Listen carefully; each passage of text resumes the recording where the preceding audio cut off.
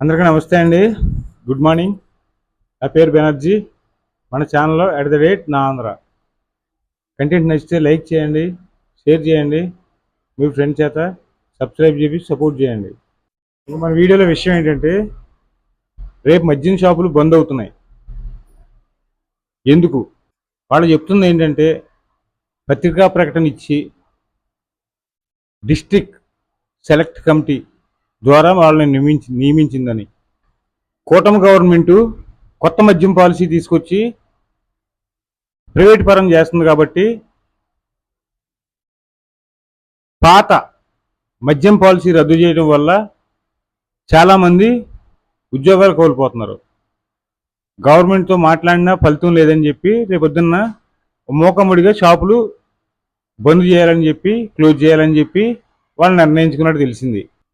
ఉద్యోగం అంటే భరోసా. అందులోనూ ఒక పేద కుటుంబానికి ఉద్యోగం అంటే అది జీతం ఎంతైనా రానివ్వండి, వాళ్ళకు ఒక భరోసా, వాళ్ళ కుటుంబంలో ఒక వెలుగు. అలాంటి ఉద్యోగాలు పోతున్నాయి అంటే ఎవరైనా రోడ్డు ఎక్కడం సహజం, అది ఏ గవర్నమెంట్ అయినా కానీ.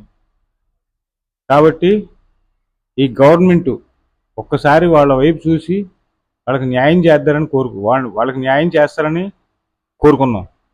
న్యాయం జరగాలి.